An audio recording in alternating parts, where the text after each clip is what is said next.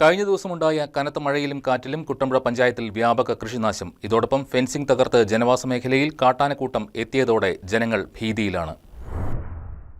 കുട്ടമ്പുഴ പഞ്ചായത്തിലെ പൂയംകുട്ടി 4-ാം വാർഡിലാണ് കഴിഞ്ഞ ദിവസമുണ്ടായ കനത്ത മഴയിലും കാറ്റിലും വ്യാപക കൃഷിനാശമുണ്ടായത്.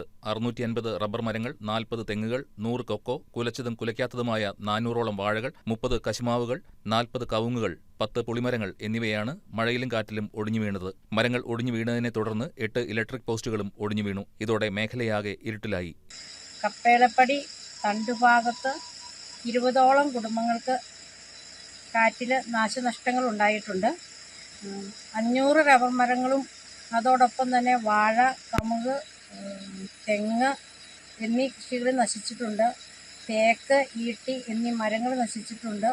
സംഗതി എന്നാന്ന് വെച്ചിട്ടുണ്ടെങ്കിൽ ഞങ്ങൾക്ക് ഭാവിയിൽ ജീവിക്കാനുള്ള ഓരോ ചുറ്റുപാടുകളൊക്കെ ഒരുക്കി പിടിച്ച് വന്നപ്പോഴാണ് ഇന്നലെ ഒരു 3 മിനിറ്റ് നേരം വീശിയ കാറ്റിൽ ഞങ്ങളുടെ കൃഷികൾ മുഴുവനോടെ നശിച്ചു എന്ന് പറയാം. ഒരു 10-400 മരങ്ങൾ, സ്ലോട്ടർ മരങ്ങൾ കൊടുത്തത് മരങ്ങൾ ഏതാണ്ട് 70 എണ്ണം ചുവടെ പടത്തി ഒടിച്ച് പറിച്ച് കളഞ്ഞു. അതോടൊപ്പം തന്നെ മൊത്തം പിരിച്ച് ഒടിച്ച് നിർത്തിയേക്കാണ്. അതുകൊണ്ട് ആ സ്ലോട്ടർ ഒരു 5-8 ലക്ഷം രൂപ ഇനി കിട്ടാനുണ്ടായിരുന്നു. അത് ഒഴിവാക്കി അവർക്ക് ഫ്രീ ആയിട്ട് കൊണ്ടുപോകാൻ പറഞ്ഞു. 400 റബ്ബറോളം പോയിട്ടുണ്ട്. വെട്ടിക്കൊണ്ടിരുന്നത് 15 വർഷം പ്രായമുള്ളത്. പിന്നെ അതുകൂടാതെ കുറേ വാഴ, കൊക്കോയ, കുരുമുളക് ഇങ്ങനെയുള്ള സാധനങ്ങളെല്ലാം നഷ്ടം വന്നിട്ടുണ്ട്.